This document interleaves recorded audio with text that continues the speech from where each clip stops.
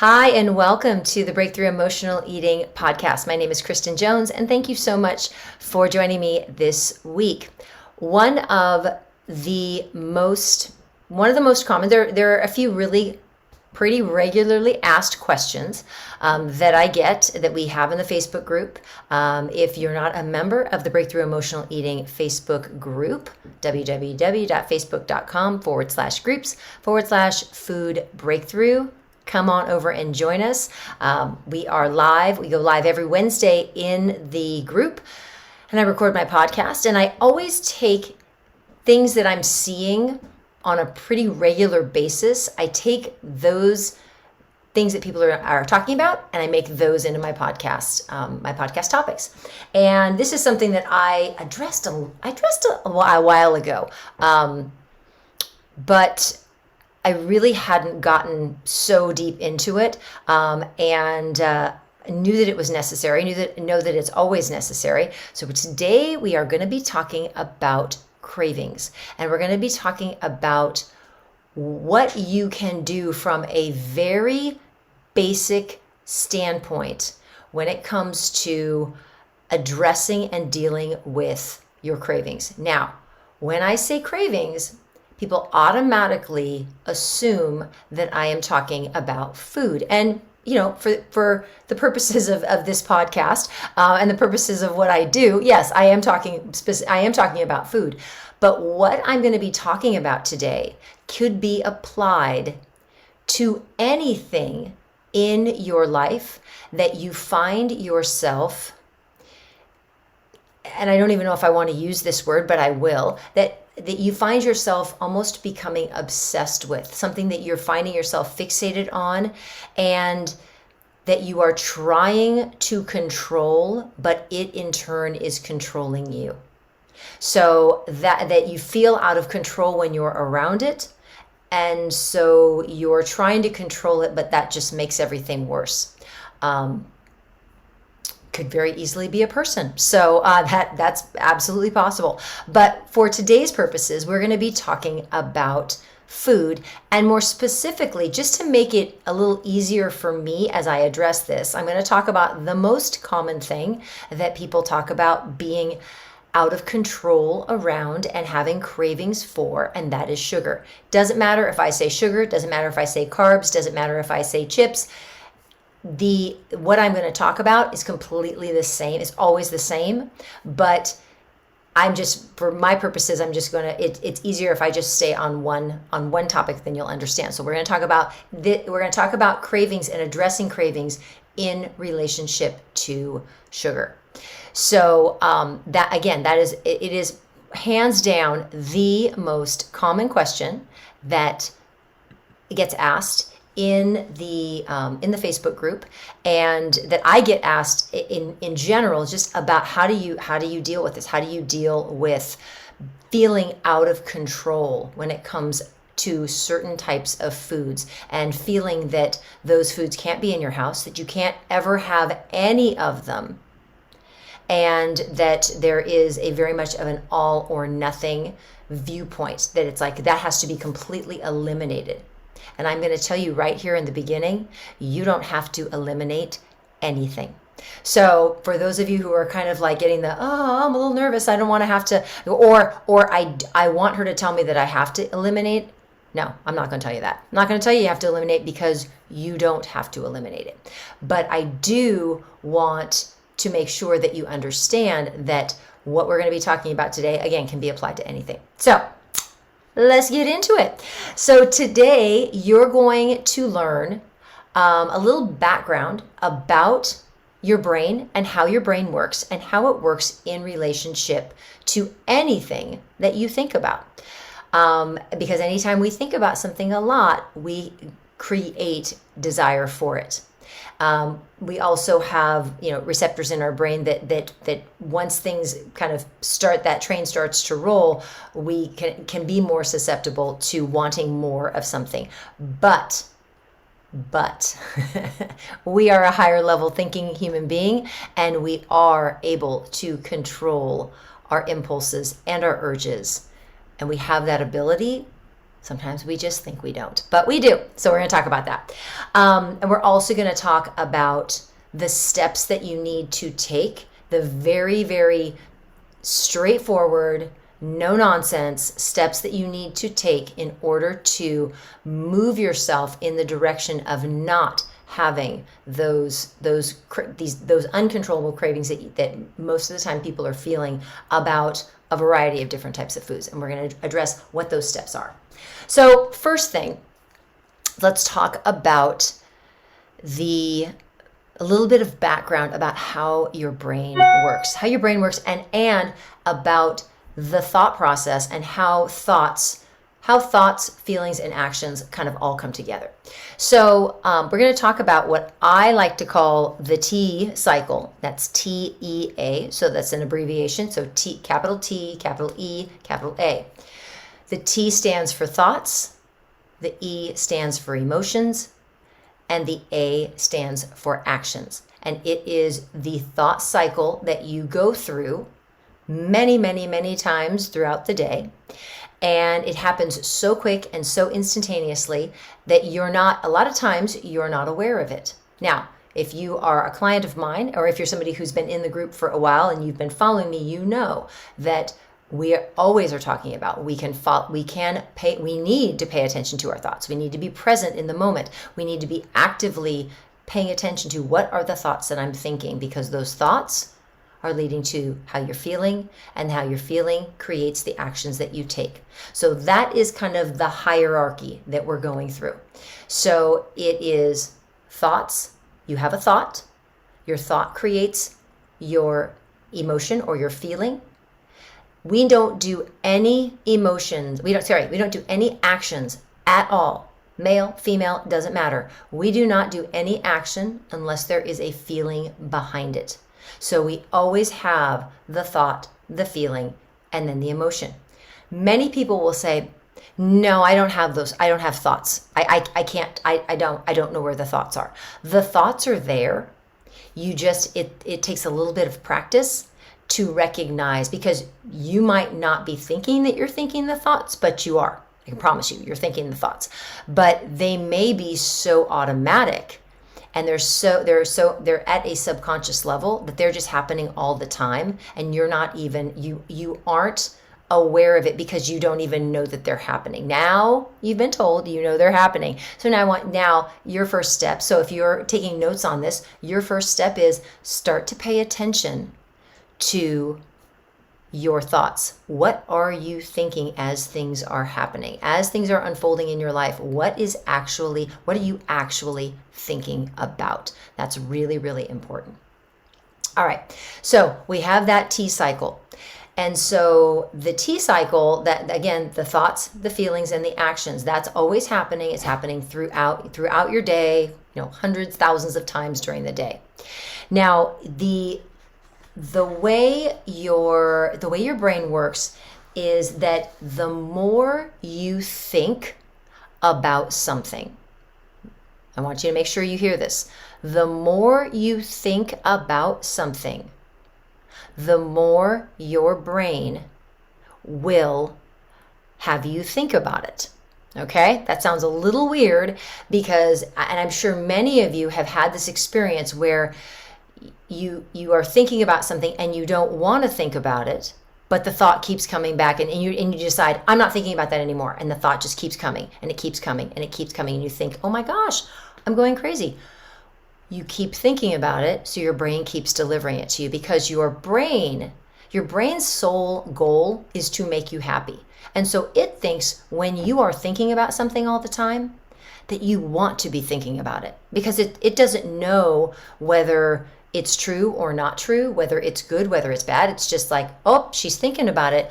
I need to keep delivering that thought to her, no matter what.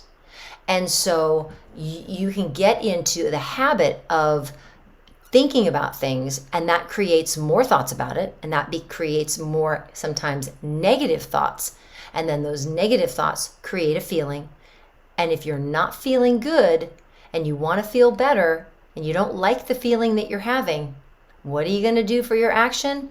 You probably are going to eat something. So that little cycle can lead to, eating when you're not hungry, eating at night when you aren't hungry and you don't need to be eating anything, but you have some thoughts. The thoughts lead to feelings. You don't like the feelings. You don't want to feel them. So you distract yourself by going ahead and eating something. And that then very temporarily takes the pressure off. Kind of gives you some relief. Oh, a little deep sigh. And you feel a little bit of relief. But that's very, very temporary. And so we don't want to get into that cycle. And most people are in that cycle. So hold on. I want to say hi to folks in the group. I just want to pop back over here because we have so many new people. I just want to say hi to a bunch of you all here. I'm going to make sure I get to say, oh, hello, Sue. Can't wait to talk to you later. Hi, Tammy. Hi, Anne, Gloria, Gina Birch. Oh my gosh, happy girl with her new job. Daisy, so glad you were able to make it. That's great. Hi, Ruth. Great to see you. Hi, Jennifer. Hey, Deborah. Hi, Tammy. And Pam and Brianna and Jennifer Taylor. All right. Great to see everyone. Thank you so much for joining me. And those of you who are on and you haven't commented, that's totally okay. Totally get it. But just make sure you got your pencil, paper out, and you're taking notes. Hey, Dina. So a little bit of a review. The T cycle. TEA. Thought, emotion, action, cycle. We have a thought. Our thought then creates a feeling inside of us. Want to make sure it's the thought that you have, that you create, that creates the emotion. You take that emotion. When we have an emotion, the emotion drives our actions. So any action that we take, like eating a cookie, like, eating at night, any of those things, those actions are all driven by your feelings, by your emotions. Okay? So those things lead to the actions. If we don't like the actions that we take, we don't just take other actions. We look back and we say, okay, so the action, how am I feeling? How was I feeling? And what was the thought that was causing me to do that? And then I need to go back and look and then re-examine the thought that I'm having. Doesn't mean you change the thought right away, because the thought may be legit and you need to feel that feeling, but not divert and eat something. Maybe you actually need to sit with the feeling. And that is a whole different podcast, but we can get there. But that's a whole different podcast. But sitting with a feeling is going to be much more appropriate than diverting and eating something. All right. So that's the T cycle, and that's the cycle. That's how our thoughts come. Now, we also just talked about how our brain, when we think about things repeatedly, over and over and over. We call it ruminating in my family. When you ruminate on something, your brain is going to think, oh my gosh, you so want to think about that. You love this. You love this topic. You love talking about cookies. You love talking about sweets. You are always talking about how you have no control over sweets.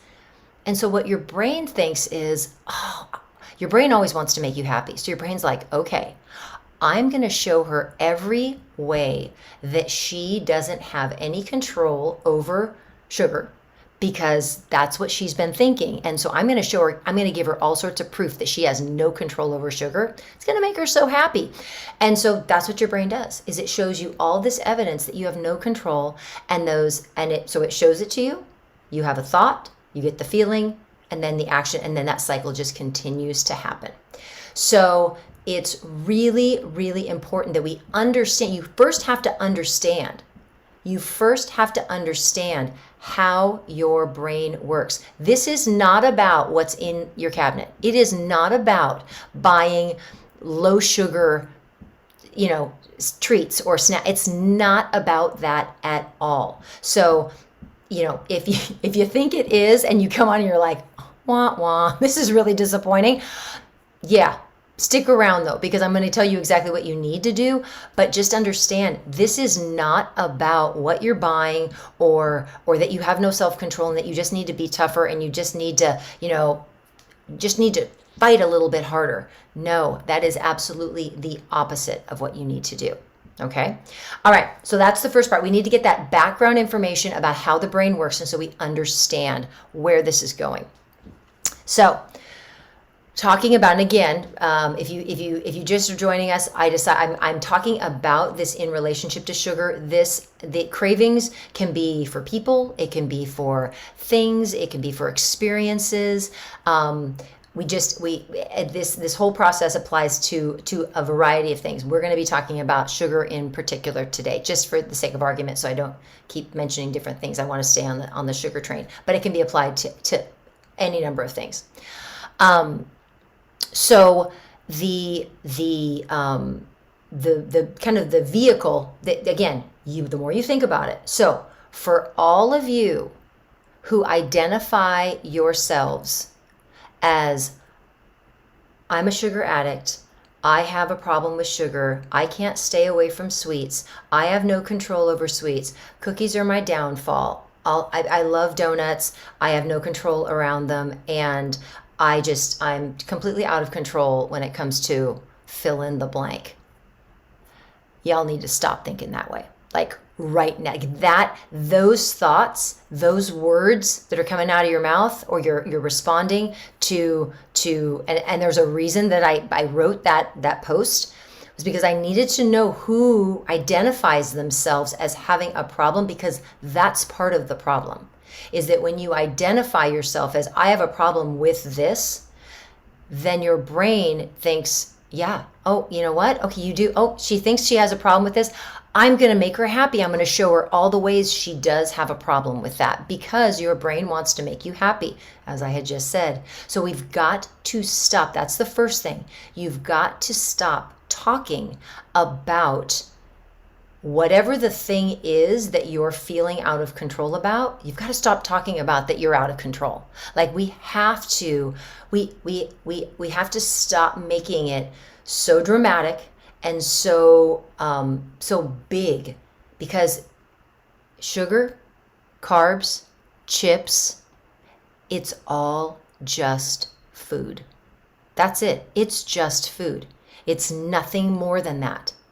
If we start giving all of that power, we start making it like it is the thing that is monopolizing our thoughts and our lives, and it's taken over. Yeah, it will take over, because you've given it all that power. We have got to take the power back. And so we have to pay, and this is where it comes down to paying attention to, what are you thinking? What are you saying inside your head as well as out loud? What are you saying to yourself to get yourself to that point where you're like, oh my gosh, I'm saying this all the time. I'm talking about having problems with sugar all the time. And all you have to do is just recognize it. All you have to do is just be like, oh, there it is again. No, we're not doing that anymore. No, we're not doing that anymore. I don't do that. I just don't think about that anymore. I've got the power, because I know now I have these steps. I have these steps that Kristen taught me. I've got it. I've got this down. Okay, so the first thing, we really have to become very aware of what we're doing, and how we're doing it. I just want to take a little peek into the chat, because it's blowing up. So yeah, we have a lot of people. A lot of people are saying that yes, it's mind consuming. Their thoughts are consumed by food. Their thoughts are consumed by belief, the belief that you have no power over sugar, or you don't have power over whatever that thing is in your life. So it's if you're recognizing, okay, wait a minute, this is what's happening with me. That's awesome. Super happy that you're recognizing it. That's great. And that's again, recognition, acknowledgement, first step. That's the first step, is acknowledging and recognizing that this is actually what's happening. So, and then the second thing is to decide that when those thoughts come in, and you'll catch yourself and you'll be like, oh my gosh, those things are coming in all the time.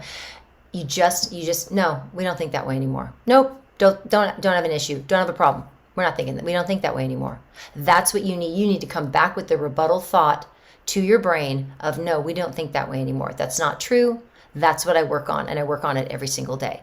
So you've got to come back. You don't just have to be like, oh, yeah, gosh, that sucks that I say that all the time. That's terrible. I'm so mean. No. You take and harness your power, and you decide that it is not your story anymore. Thank you, Gina, for dropping the word story. Absolutely. It is not your story anymore. That story is done. It's old. It is passé. We are not doing that anymore. Okay? So those are the first couple steps. The next thing you need to do, and I know with 100% certainty that I did this all the time. And I can tell you exactly what I did it about. But you have to start being aware of what is that story and what is that fantasy that you are creating in your mind about that cookie, about that cake, about the drive-through, about the soft serve cone, about an apple fritter donut that you have on Saturday morning. What is the story that you are creating?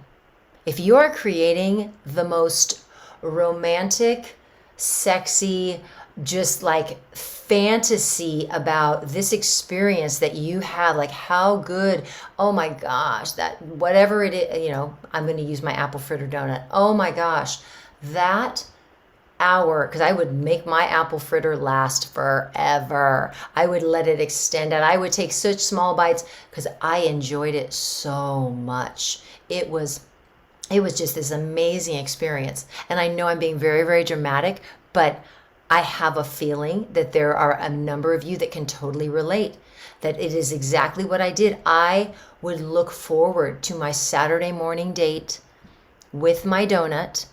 For those, if anybody, I don't know, is anybody who lives in my immediate area. I'm in the Danville, Alamo, Walnut Creek area, and there is a donut shop in Pleasant Hill, California, called Donut King, run by the cutest little couple. And they have the best apple fritters. They're so delicious. And I would drive, it's like 15 minutes from my house. I would drive there every Saturday to have my apple fritter. And like, no one was stopping me from doing that. Like, it was happening. It was on, and I was going to eat it, and I was going to enjoy it. And there's no problem with me doing that. But when that became the focal point of my week and everything was geared towards that, and I didn't care if there was somebody who needed to be picked up somewhere, my mom needed something, my dad needed, somebody needed something, no one will stop me from getting my donut. That becomes a problem. When we make a fantasy and a story in our head that is so appealing and so comforting, yeah, why would you not crave that? Why would you not go out of your way to say, I will do whatever it takes to get that thing because it's going to give me some kind of pleasure? Even though you don't even have it in front of you. That is how powerful your brain is, and that is what your brain does. So when you tell those stories and you start making it like it's the best thing in the world and it's going to make you feel so good when you get to eat it, you are setting yourself up. You are creating those cravings. And the only place you're creating them is right between your ears. Sorry, your head, right between your ears.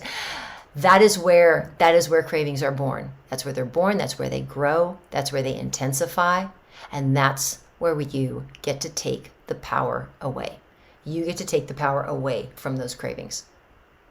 So next step, third step, you have got to pay attention to what are you saying? What is the story? What is the fantasy that you are making up about that food item, that glass of wine, that, cocktail, those hors d'oeuvres, whatever it is? What are you making up about it in your head that is just, it's like gasoline on a fire, that nothing will stop you from getting that thing because you've created the desire and the need for it in your own head. So you have to think about that. What have you been doing? And that can stop right now. You can start watching what you're saying, watching what you're thinking, and be like, no, we're not. That is absolutely not going to happen anymore. Now, Your brain's used to it. Your brain's used to hearing that fantasy. So it's going to throw those little bombs of all of those things that you've been trying, that you've fantasized about. It's going to take you back because it wants to make you happy and you've been thinking about it a lot. So of course it's going to do that. So here's what you need to do. You need to be realistic. Does it mean that you can never have sugar? Does it mean that you can never have a cookie? Does it mean you can never have cake, that you have to eliminate it from your life completely? No. Because when we decide that we are going to eliminate something like that from our lives, food is very different. And again, sugar is just food. We do not give it super food. It doesn't get superfood status, okay? It doesn't get heightened food status. It is just food, okay? Period. I don't want to hear anything about, it's just as addictive as cocaine. It's not cocaine. Let's get really, really clear. It's not. You get to make a decision. You get to decide. Okay? It is not cocaine. I just want to be clear. It's white, but it's not cocaine. But you are a higher, as does a person who uses cocaine. They get to decide if they need help, if they want to not use it. Same way with sugar. Now, obviously cocaine is not something you can just dabble in. But with sugar, we have to decide that we are not going to give our power away. And that's true in every aspect of your life. You never want to give your power away to an inanimate object, any sort of object. No cookie, no cake, no apple fritter donut should have power and control over your life and the decisions that you're making. And the only way it has power is if you give it power by the thoughts that you create in your head. So you have to start being realistic. What is sugar, or what are those cookies? What is my apple fritter? What does it really bring to my life? Because I will tell you, I teach at a yoga studio that is, I'm not kidding, like 100 feet from this donut shop. I drive by it. I'll drive by it tonight. I'll drive by it on Friday. I'll drive by it on Saturday morning. Oh, it's a hard one. By Saturday morning. Could I go in and get one? 100%. Because if you know my program, if you know what I talk about and what I represent, nothing is off limits. Could I have a donut? Absolutely 100%. I could have a donut every day if I wanted to. If it fit in with keeping me at my goal weight or keeping me where I need to be, that's fine. I could absolutely do that if I wanted to.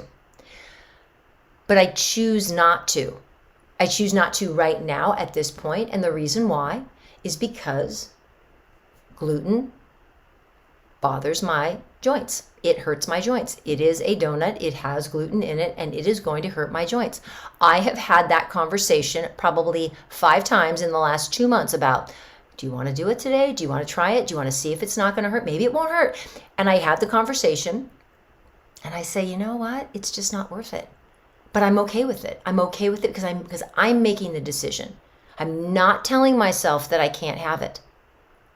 I am not telling myself that I can't have it. And I will encourage all of you, whatever your thing is, don't tell yourself that you can't have it, because that just heightens your desire for it. We are grown-ups and we get to make our own decisions. And your decision can be, you know what? I may want a bite of it. And I may want a bite of it and have that be it. And if I make that decision, then it's done. It's done, and I know how my brain works. And when I make that decision, that's done. That's what we do. We have a bite and it's over. There's no other discussion. We don't even bring another thought into our head because that's the decision we've made. So again, I know for many of you, you'd like something that's a lot more like punitive and let's be mean. But we don't have to fight cravings. We don't have to beat down cravings.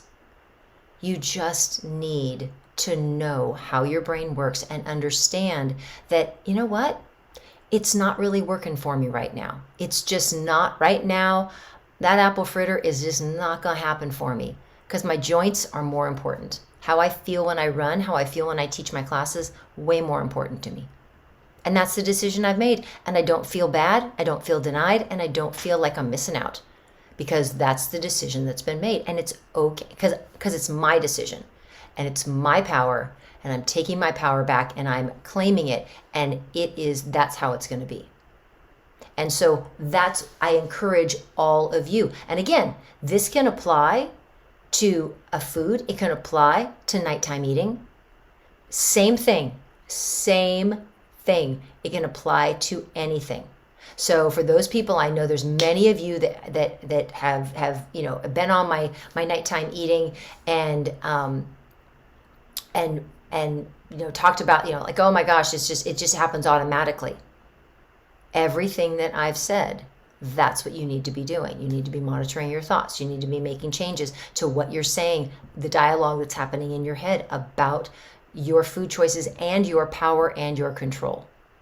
Okay, we need to stop telling a sexy story about that food or about nighttime eating. That nighttime eating brings me closer to my partner.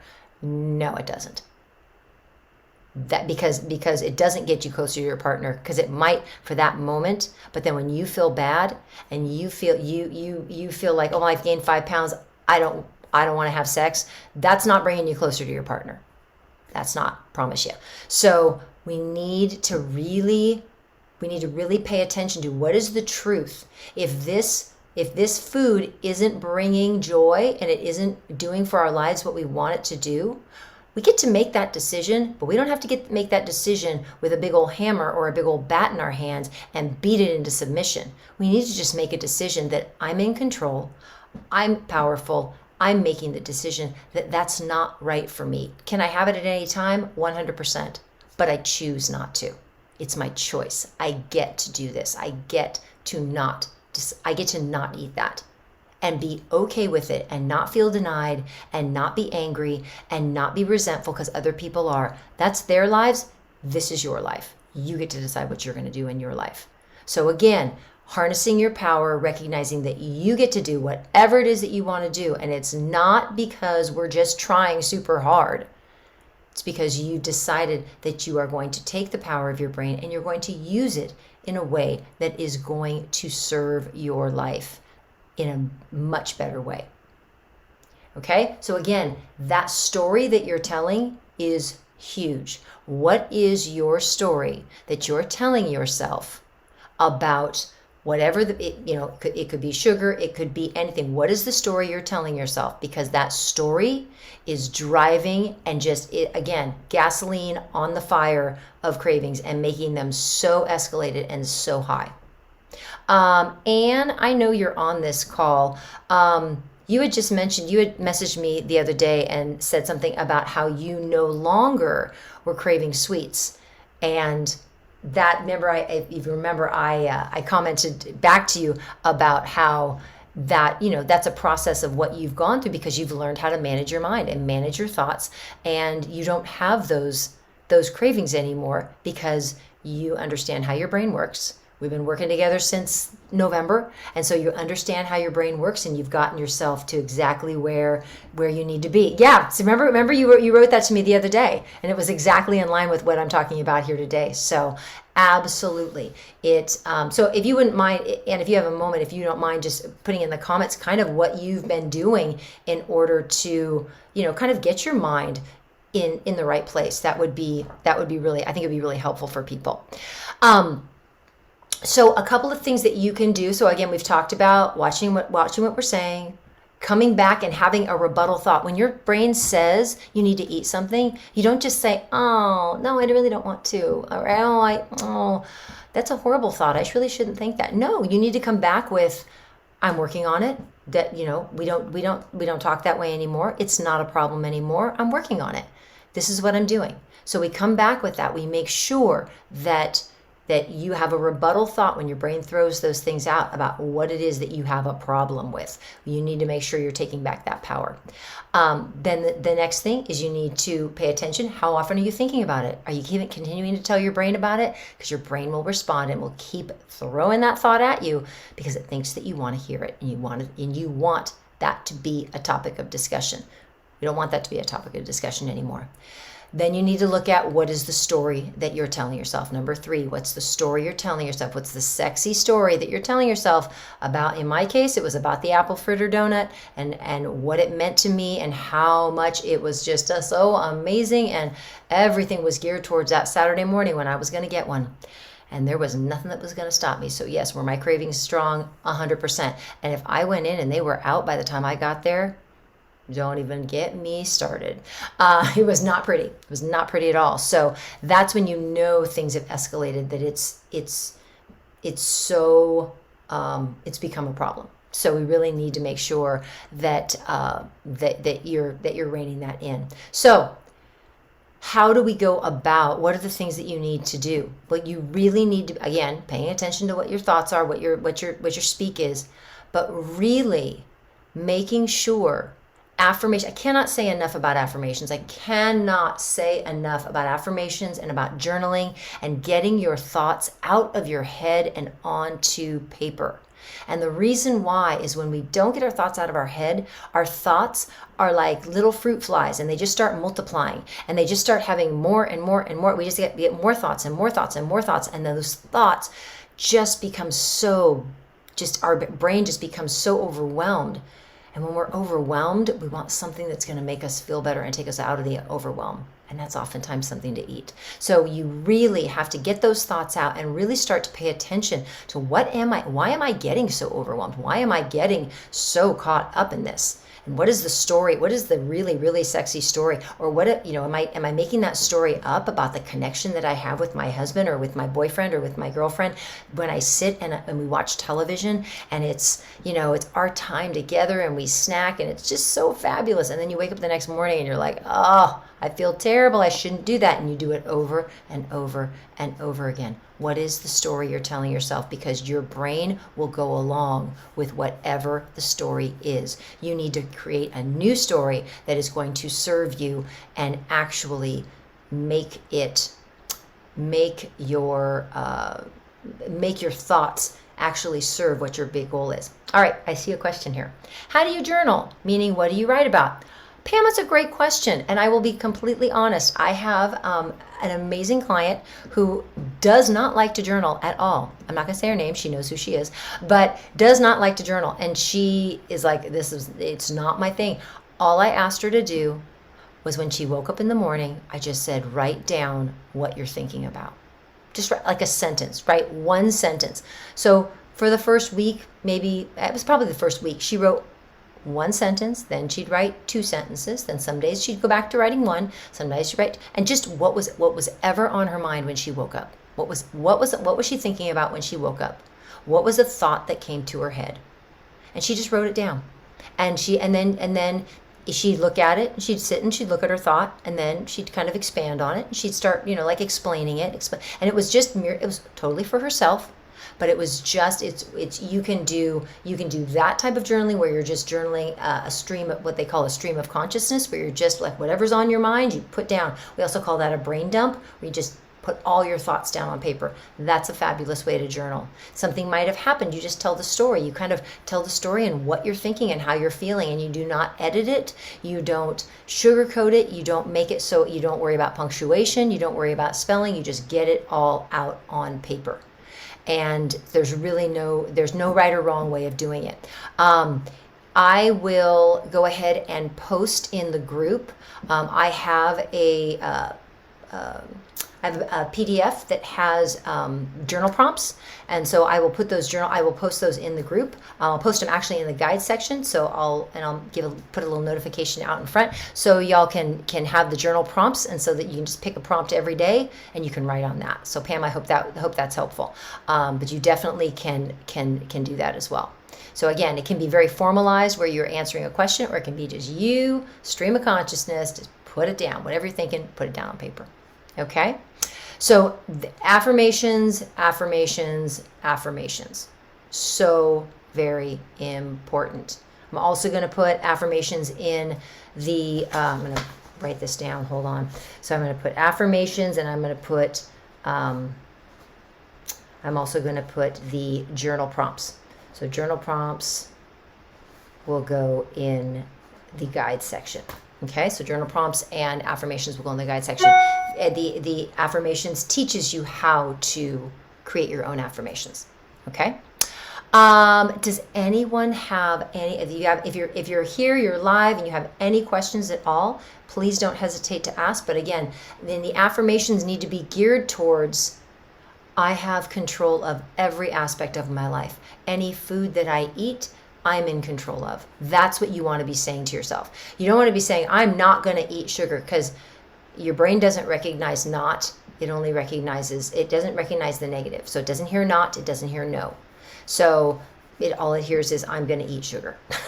So you do not want to do that. You want to make sure that you're putting it in a positive spin. And again, the worksheet will explain to you how you create your own your own journal, your own affirmations. For my clients who are here live, if you would just go ahead, if you have a moment, if you can just in the comments, just write just a tiny little bit, just like how much, if you're doing affirmations, how much those affirmations are helping, if you're seeing a difference in how you feel and what you're thinking about, just throw that in there so people know that and again, affirmations are required for us to, they're required. If you're working with me, you have to be doing affirmations. You have to be doing affirmations. That's what the focus is. That's a huge focus. It's a huge focus of my 21-day Jumpstart program. Those people who are going through it now, first week, boom, affirmations every day. Every day. We don't even talk about food. We just affirmations and water. That's what we work on that first week, because we have to get ourselves feeling, we have to get ourselves believing in ourselves and believing in what we're doing in order to move forward. So April, you're here. Oh my gosh, I love that. Oh my gosh. Yes, you're working on them. Absolutely. You're working on everything. All right. Hey, Diane. Yes, affirmations are good. So good. So good. Excellent. Oh my gosh, like such a nice little surprise seeing some of y'all here. It's so nice. All right. Thank you all so much. This is such an important topic, because it really is it's so much bigger. It's not about, I say it all the time. I know it gets so tiring, but it's not about food. It really isn't. It's not about food. It's about your thoughts, and it's about what we're thinking, what we're feeling, how we're feeling about ourselves, how we feel about what other people say about us, and all that, because all of that creates what we're creates what we're feeling, and that is really, really important. So we can't address food before we address what we think and feel about ourselves first. And yes, Pam, absolutely. And I will say this for anybody. I mentioned the 21-day Jumpstart program. If you have an interest in knowing, I have a little video that I've made. I'm happy to send it to you. It's just an informational video about what the 21-day Jumpstart is. If you would like information about that, just drop the word Jumpstart in the comments, and I will send it to you via Messenger, and you can check that out. It is an open enrollment, meaning that it's always happening. So we call it evergreen, and that means you can enter into it at any time. I'm running it a little bit differently. And so for those people maybe who had done the 21 day in the past, when you do it now, you work directly with me, and you have a talk with me, and you talk with me every week, and we do all of this kind of stuff gets created. So so I'm excited about that. So I think it's been very, very helpful and just incredibly powerful. So let's go ahead and make sure you are paying attention to what you're thinking, what you're feeling, and the actions that you're taking, and how you are taking your power back, and getting a handle and getting some control over those cravings. I know April's on here right now, and April, remember I told you this morning about the donut?